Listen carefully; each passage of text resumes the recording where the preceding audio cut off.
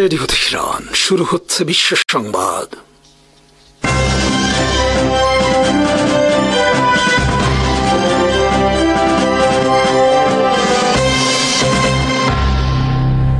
শুরুতেই সংবাদ শিরোনাম।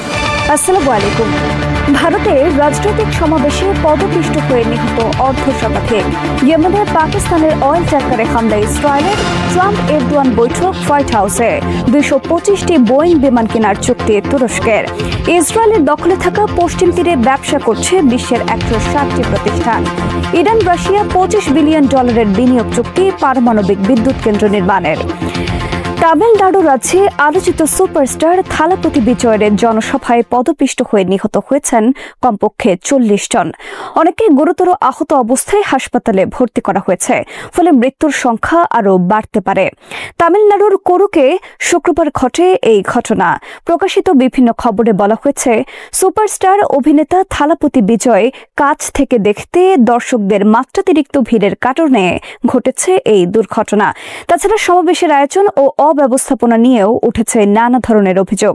দুপুরের দিকে সমাবেশ হওয়ার কথা থাকলেও সন্ধ্যা পার হয়ে যায় সভা শুরু করতে। থালাপতি বিজয় যখন মঞ্চে ওঠেন, তখন তাকে কাছ থেকে দেখার জন্য উপস্থিত জনতা ক্রমে সামনের দিকে অগ্রসর হতে থাকলে শুরু হয় পদপিষ্ট হবার ঘটনা। পরিস্থিতি বুঝতে পেরে মাঝপথে বক্তৃতা বন্ধ করেন থালাপতি বিজয়, কিন্তু ততক্ষণে ঘটে যায় বহু মৃত্যুর ঘটনা। থালাপতি বিজয়ের সদ্য প্রতিষ্ঠিত পার্টির নাম তামিলাকা ভেটরি কাজাগম বা টিভিকে। সম্প্রতি তামিলনাড়ুতে তার এক সমাবেশে 10 লাখের বেশি জনতা উপস্থিত হয়। সেই সমাবেশে থালাপতি প্রধানমন্ত্রী নরেন্দ্র মোদীকে ফ্যাসিস্ট, সাম্প্রদায়িক, ভারতীয়দের বিভক্তিকারী আখ্যায়িত করে তাকে উৎখাতের জন্য যুদ্ধ ঘোষণা করেন। থালাপতি নিজেকে সিংহ ঘোষণা করে মোদীকে বধ করার উদ্দেশ্যে বলেন, সিংহ শিকারে বের হয়েছে। 2024 সালে দল গঠনের মাত্র 1 বছরের মাথায় রাজনীতিবিদ হিসেবেও জনপ্রিয়তার তুঙ্গে পৌঁছান থালাপতি বিজয়। আগামী বছরের শুরুতে তামিলনাড়ুতে রাজ্যসভার নির্বাচনে মুখ্যমন্ত্রীর পদে লড়বেন তিনি। যুক্তরাষ্ট্র থেকে 225টি বোয়িং বিমান কিনতে যাচ্ছে তুরস্ক। তুরস্কের জাতীয় বিমান সংস্থা টার্কিশ এয়ারলাইন্স এর জন্য কেনা হবে এসব বিমান।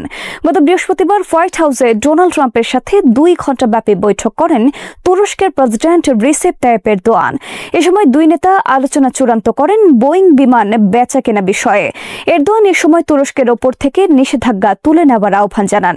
রাশিয়া থেকে S-400 মিসাইল কেনার কারণে 2019 সালের ডিসেম্বরে যুক্তরাষ্ট্র তুরস্কের ওপর নিষেধাজ্ঞা আরোপ করে।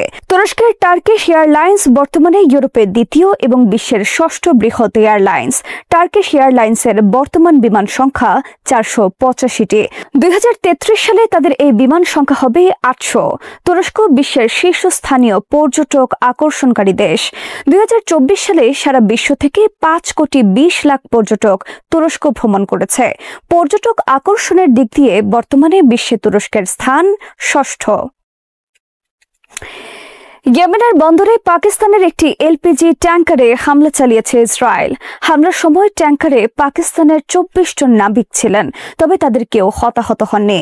হামলায় ট্যাঙ্কারের একটি এলপিজিতে আগুন ধরে যায়, তবে তা নিয়ন্ত্রণে আনা সম্ভব হয়েছে। গত 17 সেপ্টেম্বর ইয়েমেনের রাস আল ইসা বন্দরে এই হামলার ঘটনা ঘটলেও শনিবার পাকিস্তান রাষ্ট্রীয়ভাবে এই হামলার তথ্য প্রকাশ করে। পাকিস্তানের পক্ষ থেকে বলা হয়েছে, পাকিস্তানি অয়েল ট্যাঙ্কারটি বর্তমানে ইয়েমেন বন্দর থেকে নিরাপদে সব নাবিকদের নিয়ে দেশের পথে রওনা দিয়েছে। পাকিস্তানের স্বরাষ্ট্রমন্ত্রী মহসিন নকভি বলেন, হামলার পর হুথি আর্মি জাহাজটির নিয়ন্ত্রণ নেয় এবং সব নাবিকদের তাদের হেফাজতে রাখা হয়। $25 বিলিয়ন ব্যয়ে 4টি পারমাণবিক বিদ্যুৎ উৎপাদন কেন্দ্র নির্মাণ করবে ইরান। এসব কেন্দ্র থেকে দৈনিক 5,000 মেগাওয়াট বিদ্যুৎ পাবে ইরান। বুধবার এই লক্ষ্যে ইরান রাশিয়ার সাথে চুক্তি করেছে।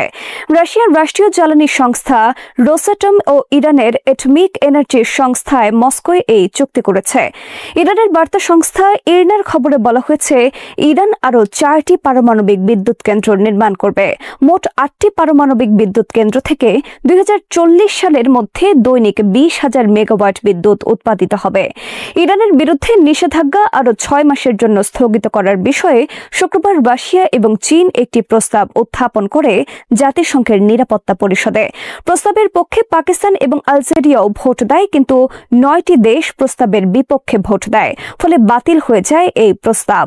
এর ফলে শনিবার মধ্যরাত থেকে ইরানের বিরুদ্ধে আবার কার্যকর হয়েছে জাতিসংঘ সহ পশ্চিমা বিশ্বের ইরানের বিরুদ্ধে নিষেধাজ্ঞা।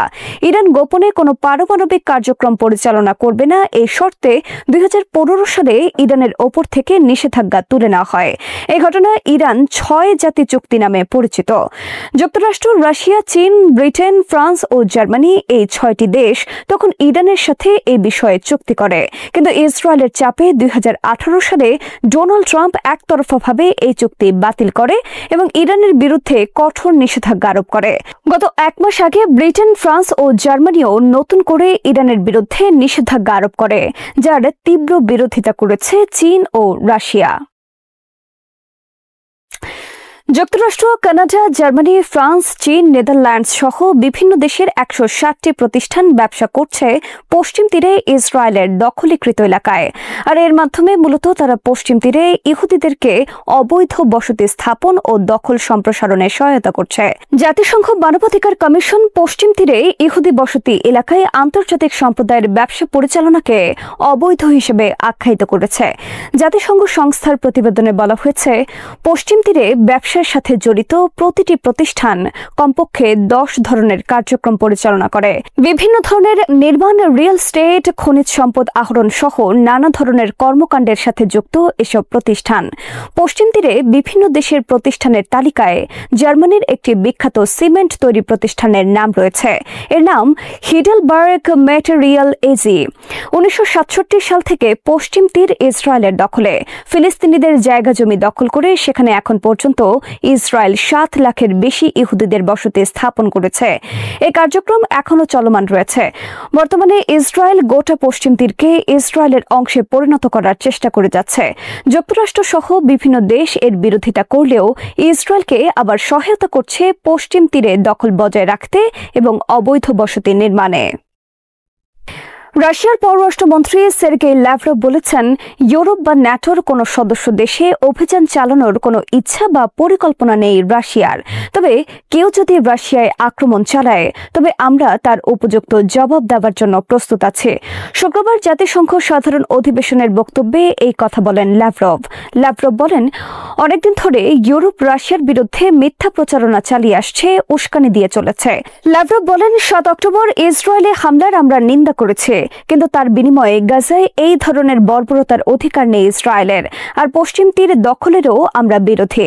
সম্প্রতি পোল্যান্ড এবং এস্তোনিয়ার আকাশে রাশিয়ার ড্রোন, মিসাইল ও যুদ্ধ বিমান প্রবেশের ঘটনা ঘিরে ইউরোপের কয়েকটি দেশ রাশিয়ার বিরুদ্ধে আক্রমণের জন্য উস্কানি দিয়ে চলেছে ন্যাটোকে। যুক্তরাষ্ট্রের প্রেসিডেন্ট ডোনাল্ড ট্রাম্প বলেছেন, ন্যাটোর কোনো সদস্য দেশে রাশিয়ার যুদ্ধ বিমান প্রবেশ করলে ভূপাতিত করা হবে।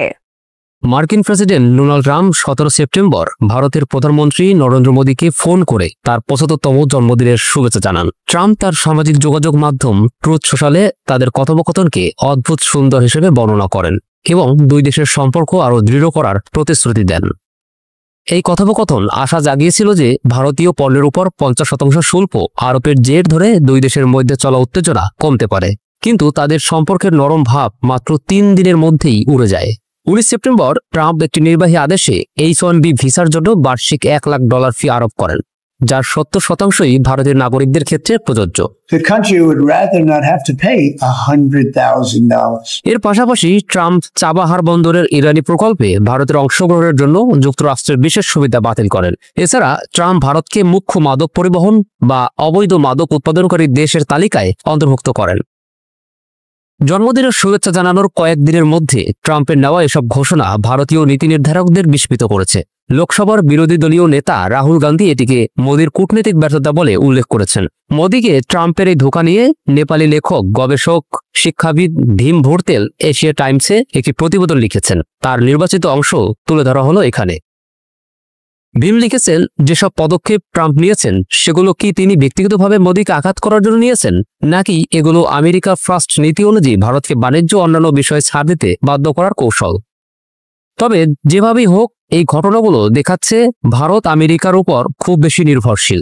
এটি দিল্লির কৌশলগত অবস্থানকে দুর্বল ও ঝুঁকিপূর্ণ করে তুলেছে। ট্রাম্পের কৌশল এখন অনেকের কাছে পরিচিত।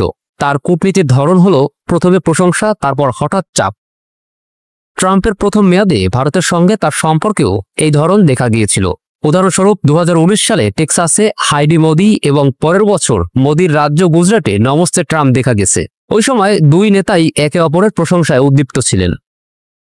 ট্রাম্প ভারতকে প্রলোভন দেখিয়েছেন, আমেরিকার উৎপাদন চীন থেকে ভারতের দিকে স্থানান্তর করা হবে, কিন্তু তিনি চুপি চুপি ভারতের জিএসপি সুবিধা বাতিল করেছেন এবং ভারতের উপর ইরান থেকে তেল আমদানি কমানোর চাপ দিয়েছেন।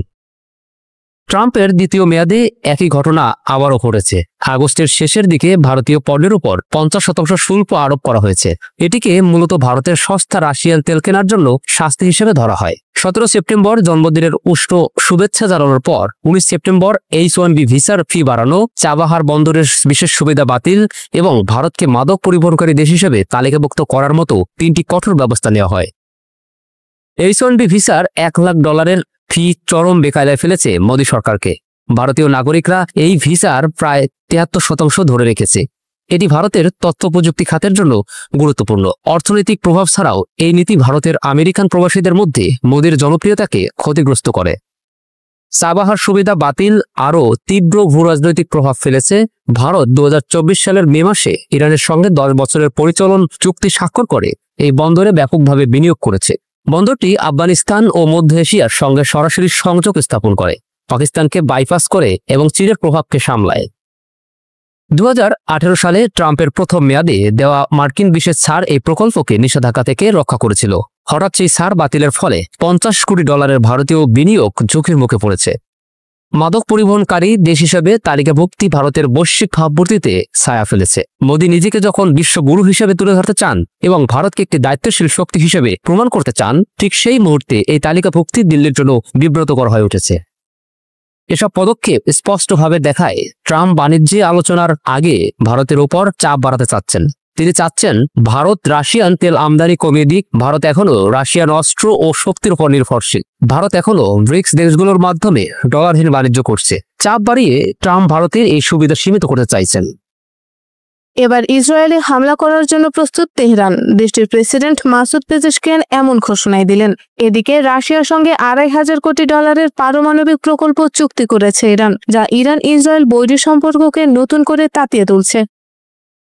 বিশেষজ্ঞরা বলছেন ইরান এবার নিজেদের গুছিয়ে নিয়েছেন। যে কোনো সময় ইসরায়েলে হামলা করে বসতে পারে খামেনির দেশ।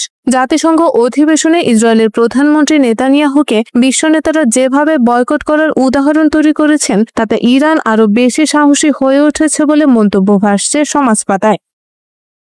এদিকে ইরানের দক্ষিণাঞ্চলে 4টি পারমাণবিক বিদ্যুৎ কেন্দ্র নির্মাণে $2,500 কোটি চুক্তি সই করেছে তেহরান ও মস্কো। ইরানের সরকারি গণমাধ্যম এমন প্রতিবেদনই প্রকাশ করেছে।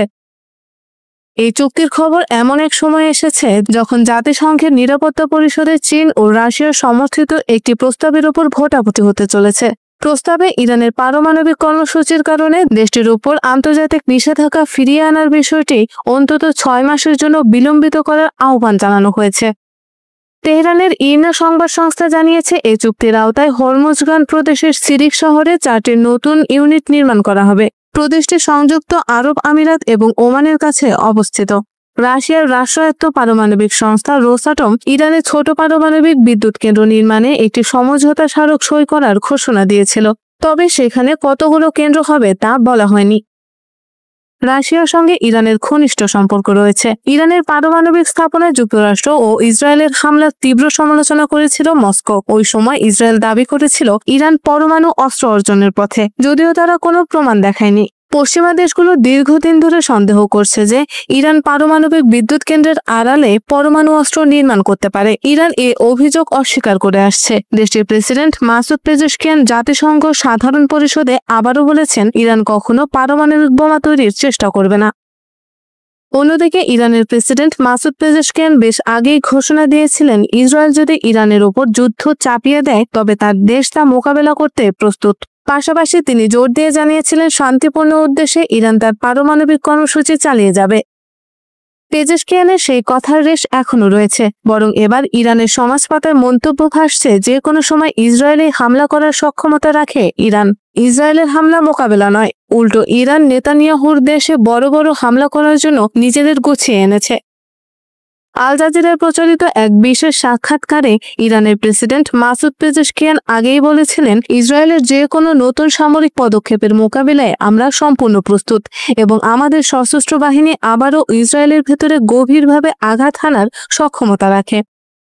রাশিয়ার সাথে এবার পারমাণবিক প্রকল্প চুক্তি ইরানের সেই সাহসকে আরো বাড়িয়ে তুলেছে বলে মন্তব্য করেছেন একাধিক বিশ্লেষক। কারণ পেজেশকিয়ান এবার সরাসরি বলেছেন, আমরা যে কোনো সম্ভাব্য পরিস্থিতি ও প্রতিক্রিয়ার জন্য প্রস্তুতি নিয়ে রেখেছি। ইসরায়েল আমাদের ক্ষতি করেছে, আমরাও তাদের ক্ষতি করেছি। তারা আমাদের উপর শক্তিশালী হামলা চালিয়েছে, আমরাও তাদের গভীরে শক্তভাবে আঘাত হেনেছি। এবার আরো শক্তিশালী আঘাত হানতে সক্ষম তেহরান। ইরানের প্রেসিডেন্ট বলেন, ট্রাম্প বলেছেন ইরানের কাছে পারমাণবিক অস্ত্র থাকা উচিত নয় এবং আমরা এই বিষয়টি মেনে নিচ্ছি, কারণ আমরা পারমাণবিক অস্ত্র স্পষ্টভাবে প্রত্যাখ্যান করি। এটি আমাদের রাজনৈতিক, ধর্মীয়, মানবিক ও কৌশলগত অবস্থান। পেজেশকিয়ান বলেন, আমরা কূটনীতিতে বিশ্বাস করি, তাই ভবিষ্যতে যে কোনো আলোচনা উভয় পক্ষের লাভের ভিত্তিতে হতে হবে। আমরা হুমকি বা জোর জবরদস্তি মেনে নেব না। আমাদের পারমাণবিক কর্মসূচি শেষ হয়ে গেছে বলে ট্রাম্প যে দাবি করেছেন তা একটি ভুল ধারণা মাত্র।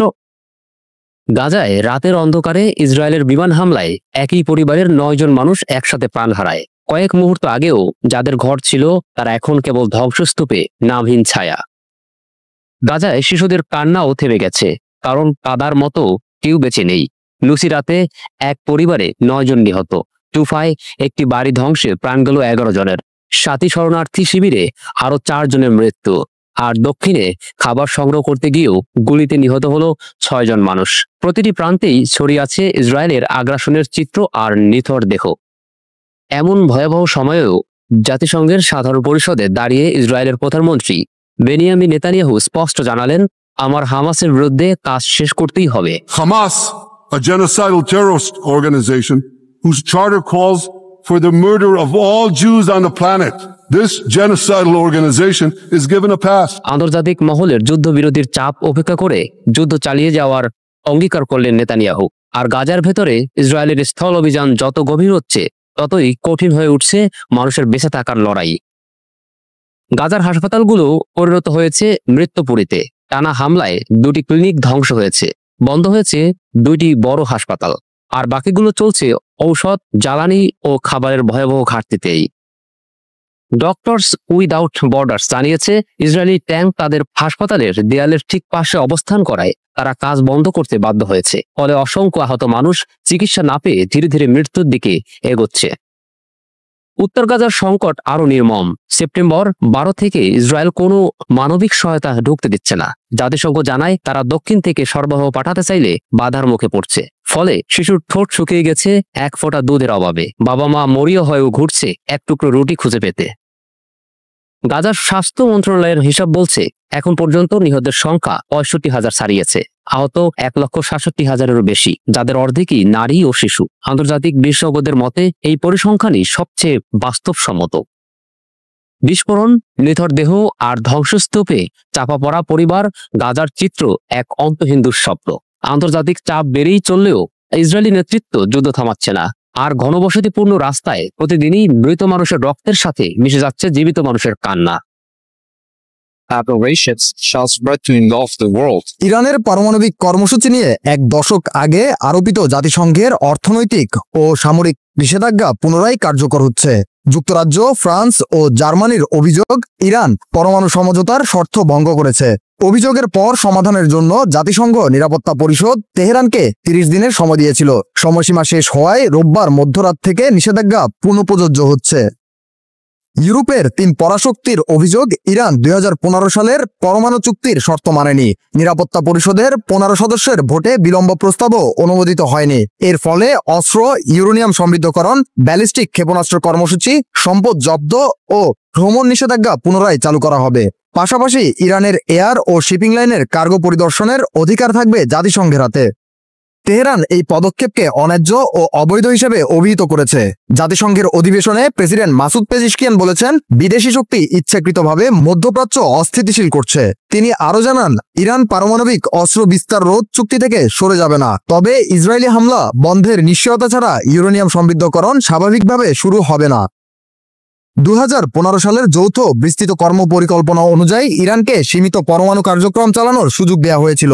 তবে 2018 সালে মার্কিন প্রেসিডেন্ট ডোনাল্ড ট্রাম্প এই চুক্তিকে ত্রুটিপূর্ণ হিসেবে আখ্যা দিয়ে যুক্তরাষ্ট্রকে বের করে নেন। এরপর থেকে ইরান ধীরে ধীরে সমৃদ্ধ ইউরেনিয়াম উৎপাদন বৃদ্ধি করে এবং আন্তর্জাতিক পরিদর্শকদের সঙ্গে সম্পর্ক উত্তপ্ত হয়ে ওঠে। সাম্প্রতিক মাসে ইসরায়েল ও যুক্তরাষ্ট্র ইরানের কয়েকটি পারমাণবিক স্থাপনা ও সামরিক ঘাঁটিতে হামলা চালিয়েছে। এরপর ইরান আন্তর্জাতিক আণবিক শক্তি সংস্থার পরিদর্শকদের প্রবেশ সাময়িকভাবে বন্ধ করে দেয়। পরে আলোচনার দরজা পুনরায় খোলা হলেও তেহরান সতর্ক করেছে, নতুন নিষেধাজ্ঞা আরোপ হলে আলোচনা বিপর্যস্ত হতে পারে। IAEA জানিয়েছে, গত সপ্তাহেই তারা পুনরায় কিছু স্থাপনা পরিদর্শন করতে পেরেছে। ইরানের পররাষ্ট্রমন্ত্রী আব্বাস আরাকচি অভিযোগ করেন, যুক্তরাষ্ট্র আলোচনাকে গুরুত্ব দেয়নি এবং ইউরোপীয় দেশগুলো কূটনীতিকে সমাধিস্থ করেছে। শেষ পর্যন্ত মার্কিন ও ইউরোপীয় পররাষ্ট্রমন্ত্রীরা ইরানকে আলোচনায় ফিরিয়ে আনতে ব্যর্থ হয়। নিষেধাজ্ঞা কার্যকর হলে ইরানের অর্থনীতি আবার বড় ধাক্কা খাবে। তেল রপ্তানি, ব্যাংকিং লেনদেন ও সামরিক সরঞ্জাম আমদানি রপ্তানি সংকটে পড়বে। বিশ্লেষকদের মতে এই চাপ মধ্যপ্রাচ্যে নতুন অস্থিতিশীলতা ডেকে আনবে এবং জ্বালানি বাজারে বৈশ্বিক প্রভাব ফেলবে। ইরান রাশিয়ার সঙ্গে $25 বিলিয়ন চুক্তি করেছে, যার আওতায় দক্ষিণ ইরানে 4টি পারমাণবিক বিদ্যুৎ কেন্দ্র নির্মাণের পরিকল্পনা রয়েছে। তেহরান মনে করছে, পশ্চিমা অবরোধ মোকাবিলায় এই প্রকল্প ভবিষ্যতের জ্বালানি নিরাপত্তার জন্য গুরুত্বপূর্ণ ভূমিকা রাখবে।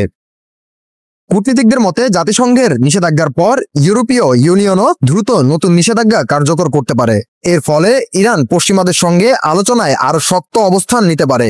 একই সময়ে গালফ অঞ্চলে সামরিক টহল আঞ্চলিক উত্তেজনা আরো বাড়াচ্ছে। উত্তর কোরিয়ার আকাশে ঝড় উঠেছে। কিম জং উন ঘোষণা করেছেন, দেশকে রক্ষার জন্য পারমাণবিক বোমা মোতায়েন করা হবে। এই শক্তি প্রদর্শন শুধু হুমকি নয়, বরং দেশের সার্বভৌমত্ব রক্ষার এক অনিবার্য প্রতীক।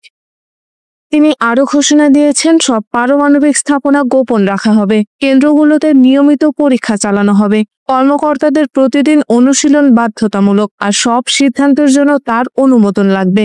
এই নীতিগুলো তার কঠোর নিয়ন্ত্রণ ও সতর্কতা প্রকাশ করেছে। শুক্রবার কিম জং উন পরমাণু বিজ্ঞানী ও সামরিক কর্মকর্তাদের সঙ্গে বৈঠকে নতুন পারমাণবিক কৌশলের কথা বলেছেন।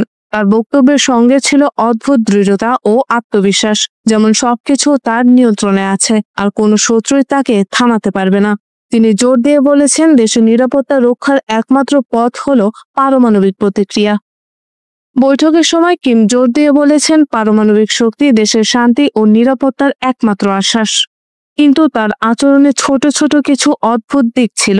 বক্তব্যের এক পর্যায়ে তিনি হেসে ওঠেন, ঠিক তার পর মুহূর্তেই রূঢ় কণ্ঠে সবাইকে সতর্ক করে দেন। বিজ্ঞানীরা এবং সামরিক কর্মকর্তারা জানতেন, এই অদ্ভুত আচরণ কেবল শাসকের ব্যক্তিত্ব নয়, এটি একটি মানসিক কৌশল যা আলোচনায় চাপ সৃষ্টি করে।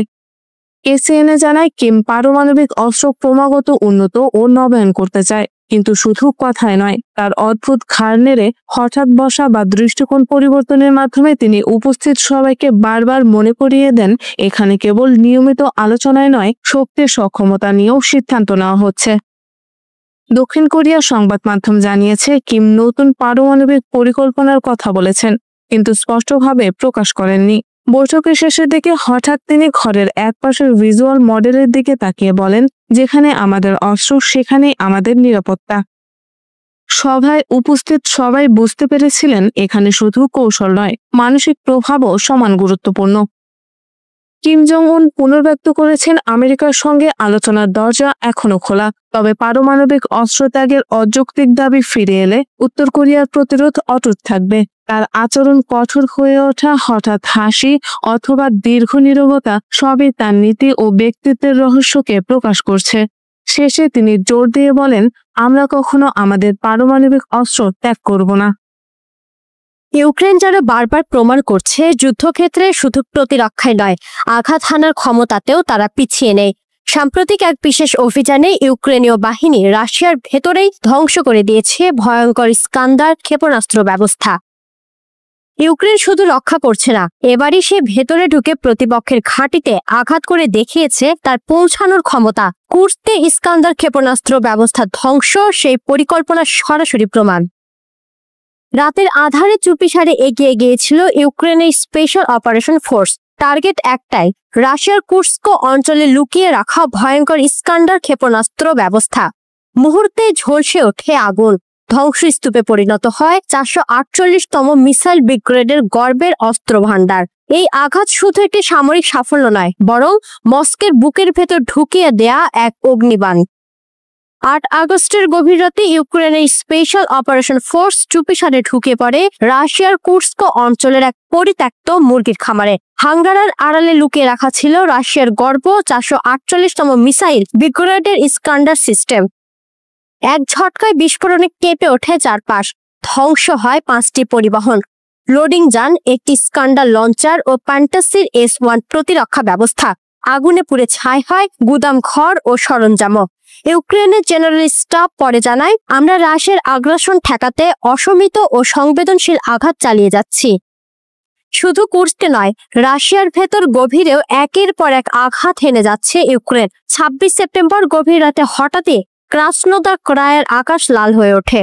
আফিফস্কি তেল শোধনাগারে ইউক্রেনীয় ড্রোন হামলায় দাউ দাউ করে জ্বলে ওঠে আগুন। মাইলের পর মাইল দূর থেকেও দেখা যায় সেই শিখা। এর আগেই 24 সেপ্টেম্বর রাতে কেঁপে ওঠে বাসকোর্টিস্তান ও ভোলগোগ্রাদ। একদিকে তেল শোধনাগার, অন্যদিকে তেল পাম্পিং স্টেশন, দুটোই ইউক্রেনীয় হামলার ক্ষতিগ্রস্ত। একই রাতে আগুন লাগে ভোলোজকের ড্রোন উৎপাদন কেন্দ্রে এবং বিস্ফোরণে কাঁপে গ্যাস প্রক্রিয়াকরণ কারখানা। 23 সেপ্টেম্বরের রাতও ছিল ভয়াবহ। ব্রিয়ানস্ক ও সামারা অঞ্চলে দুটি তেল স্থাপনায় ইউক্রেনীয় ড্রোনের হামলায় আগুন ছড়িয়ে পড়ে, আর দখলদার ক্রিমিয়ার কাঁচা বিমান ঘাঁটিতে থাকা দুটি রুশ বিমান ধ্বংসস্তূপে পরিণত হয়। রাশি স্থল ও বিমান ঘাঁটি এখন আর নিরাপদ নয়। একটার পর একটা আঘাতে কেঁপে উঠছে সাম্রাজ্যের ভিত। ইউক্রেন যেন স্পষ্ট করে বার্তা দিচ্ছে, তারা পিছিয়ে যাবে না, থামবেও না। প্রতিটি বিস্ফোরণ, প্রতিটি শিখা যেন বিশ্বের কানে কানে বলে দিচ্ছে, সার্বভৌমত্ব রক্ষার লড়াইয়ে তাদের একমাত্র জবাব প্রতিরোধ, আর সেই প্রতিরোধ চলবে শেষ নিঃশ্বাস পর্যন্ত। শ্রোতা বন্ধুরা, বিশ্ব সংবাদে এই ছিল আমাদের সর্বশেষ আয়োজন। সঙ্গে থাকার জন্য আপনাদের সবাইকে অসংখ্য ধন্যবাদ।